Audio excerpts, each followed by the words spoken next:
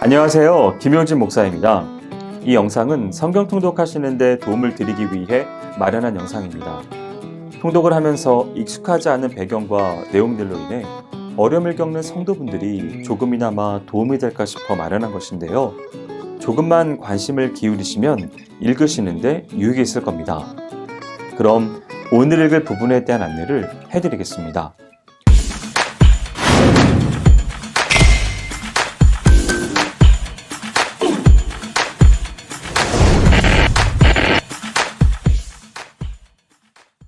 오늘 읽을 본문은 이사야 13장에서 17장까지입니다. 이사야 13장은 바벨론 멸망을 예언한 내용으로 구성되어 있습니다.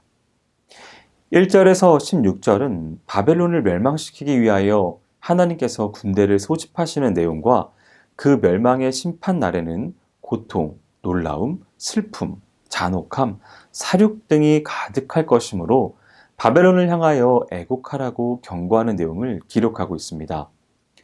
이 바벨론 멸망의 예언은 이사야가 예언한 후 100년에서 150년 후가량 BC 539년에 성취되었습니다. 17절에서 22절은 하나님이 바벨론을 심판하시기 위해 모으신 군대의 정체를 밝히고 그 군대에 의해 멸망한 이후의 바벨론의 참상에 대해 소개하고 있습니다. 바벨론 심판에 사용된 하나님의 도구는 메데바사 연합군입니다. 실제로 이 예언은 바사왕 고레스의 지휘하에 활쏘기에 능한 메대군에 의해서 바벨론 제국이 수도 바벨론 도성의 멸망으로 성취됩니다. 이사야 14장은 바벨론 멸망 예언의 내용과 아수르와 블레셋의 멸망에 관한 내용이 수락되어져 있습니다.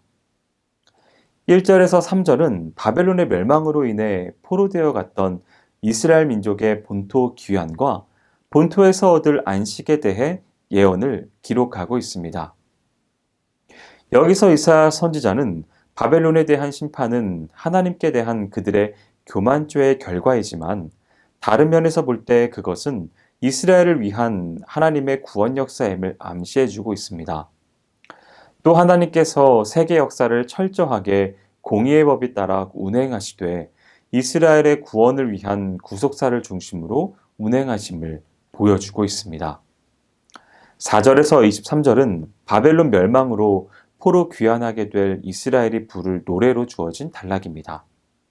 이 노래의 세부 내용은 바벨론 멸망이 여호와의 심판인 것임을 말하고 바벨론 멸망으로 평화를 얻게 된 것은 땅의 백성은 물론 바벨론에 의해 멸망당했던 음부에 있는 열방의 왕들이 기뻐함을 노래하며 바벨론 왕의 신성 모독적인 교만과 그 교만에 대한 징벌로서 바벨론 왕의 영혼은 음부에서 그의 시신은 땅에서 수치와 조롱거리가 될 것임을 언급한 후 바벨론 왕조의 후손들이 다시 나라를 일으키지 못하도록 하라는 메데 바사군을 향한 하나님의 명령을 노래하고 있습니다.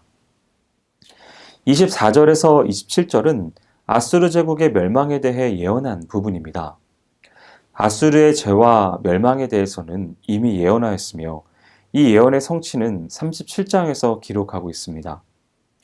여기서는 다만 아수르의 멸망이 온 세계를 향하여 정한 하나님의 경영이라는 것과 이 경영이 반드시 성취될 것이라는 사실만을 강조하여 기록하고 있습니다. 이사야의 예언 당시 아수르는 BC 722년 북이스라엘을 멸망시킨 뒤 그 여세를 몰아 남유다까지 멸망시키려 하는 등 그 세력이 절정에 달할 때였습니다. 이 때문에 당시 유다 왕 아하스는 친아수르 정책을 펴면서 할 수 있는 한 아수르의 정복의 칼을 면해보고자 했었습니다. 이런 상황에서 아수르의 멸망이 온 세계를 향한 하나님의 경영임을 주장한 이사야는 당시 아하스의 친아수르 정책에 정면 도전하는 것이 되었기 때문에 신변의 위협을 느낄 수밖에 없었습니다.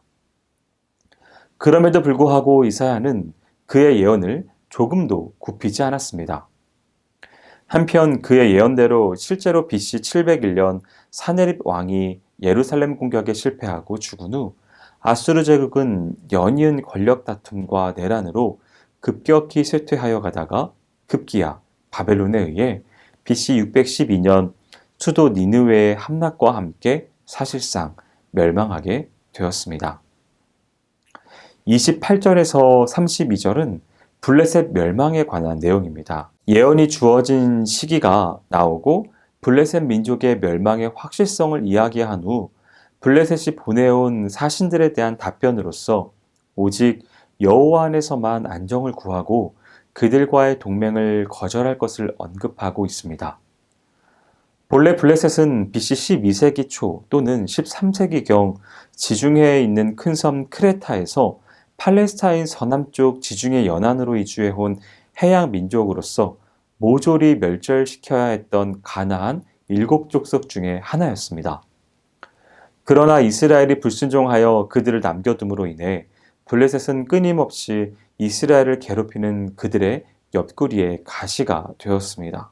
이사야 15장은 앞서 바벨론, 아수르, 블레셋에 이어 네 번째로 믿음의 조상 아브라함의 조카 롯의 후손인 모압 족속의 멸망에 대한 예언을 기록한 두 장인 15장과 16장 중 그 전반부에 해당하는 부분입니다. 그 내용을 보면 모압의 멸망이 하룻밤에 갑작스럽게 닥칠 것이며 모압의 위인들이 피난을 가지만 그곳에서도 재앙이 덮쳐 멸망하게 될 것을 예언하고 있습니다. 모압은 이미 BC 13세기부터 그들의 독립된 국가를 형성하고 살았습니다.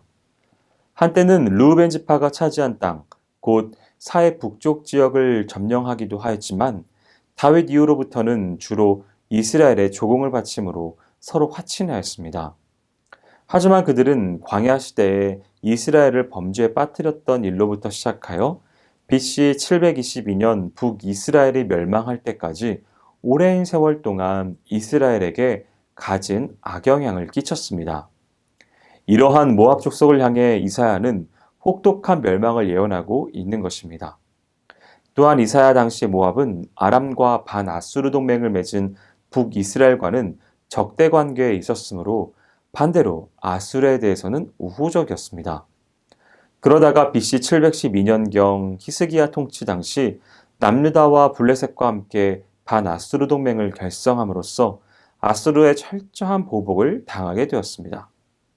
그러나 모압이 완전히 멸망된 것은 BC 107년경 로마에 의해서였습니다. 이러한 모압의 멸망에 대해 그리고 모압의 멸망의 심판을 당하게 된 이유에 대해서는 16장과 예레미야 선지자에 의해 보다 자세히 언급되어 있습니다. 이사야 16장은 모압 예언의 후반부를 다루고 있는 장입니다. 1절에서 5절은 15장에서 시작된 모압에 대한 멸망 예언이 이어지고 있는 단락입니다. 이스라엘의 형제국인 모압에 대해서는 다른 열방들의 예언과는 달리 하나님의 심판을 면할 수 있는 두 가지 방법이 주어집니다. 첫째, 다윗 왕가가 다스리는 남유다의 조공을 바침으로 화친하라는 것입니다. 이는 오늘날 모압과 같이 심판받아 마땅할 사람들은 다윗 왕의 궁극적인 계승자인 예수 그리스도께 복종함으로써만 구원받을 수 있다는 영적 교훈을 주는 것입니다. 둘째, 이사야 당시 아수르의 침략으로 인해 피난민이 된 남유다의 여러 성읍 백성들을 도와줌으로써 다윗 왕가가 하나님의 인자하심으로 다시 굳게 설 때에 그 축복에 동참하라는 것이었습니다.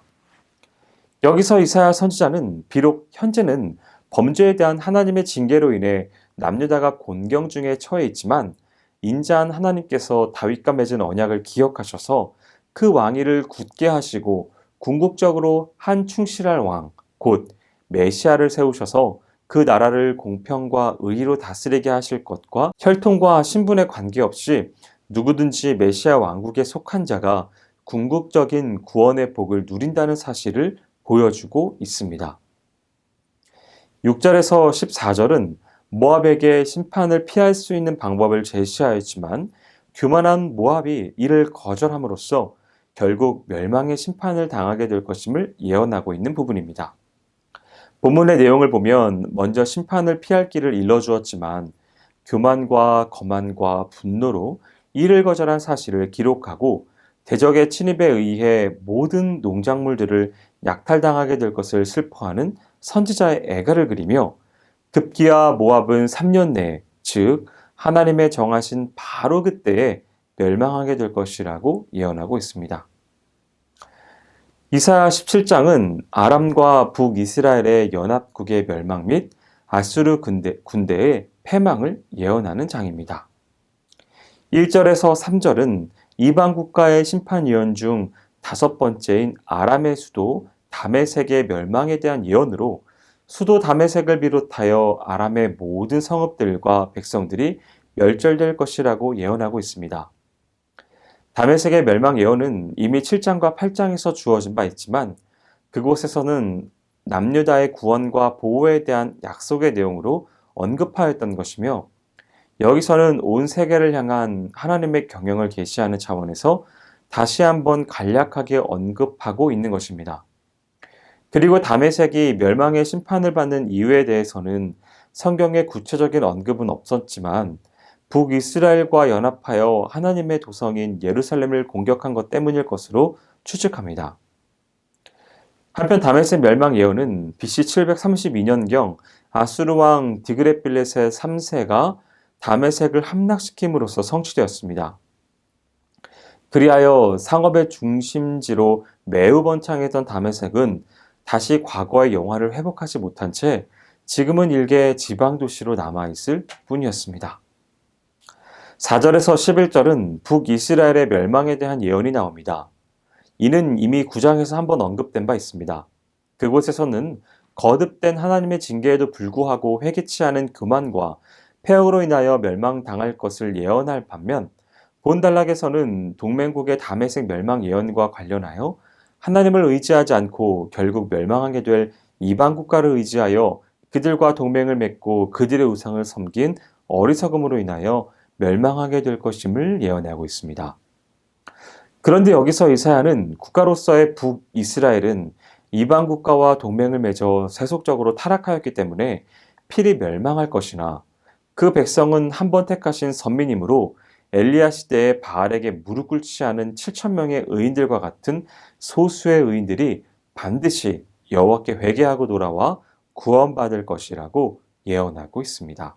12절에서 14절은 여호와를 저버리고 이방 국가를 의지하는 것이 얼마나 헛된 것인가를 교훈하기 위하여 당대의 근동에 세계를 휩쓸던 막강한 아수르 군대조차도 하나님의 심판으로 허망하게 멸절될 것임을 애가의 형식으로 예언하고 있습니다. 그리고 이 예언은 BC 701년 예루살렘을 공격했던 사네립 군대의 멸절로 성취되었습니다. 본문 초두에서 슬프다라는 선지자의 탄식은 멸절된 아수르 군대의 입장에서 한 것이긴 하지만 다른 한편으로 이는 그렇게 막강하던 아수르 군대도 권능의 하나님 앞에서는 허망할 뿐이며 나아가 이 세상의 권력이라는 것이 우주와 역사의 주관자이신 하나님을 만났을 때는 항상 이렇게 허망할 수밖에 없음을 교훈하고 있습니다. 그리고 이러한 교훈은 당시 아수르만을 의지하여 국가의 위기를 면해보려 했던 남유다의 지도자들과 백성들에게 계속해서 그들을 의지할 때는 아수르에 의해 멸망한 북이스라엘과 동일하게 비참한 멸망을 당할 수밖에 없다는 엄중한 경고가 되었습니다. 여기까지 이사야 13장에서 17장까지 성경 통독을 하실 때 도움이 될 만한 내용을 전해드렸습니다. 혹시 이 외에 질문 있으시거나 나누고 싶은 이야기가 있으시면 밴드나 댓글로 달아주시면 필요한 도움을 드리겠습니다. 그럼 내일 다시 만나도록 하겠습니다.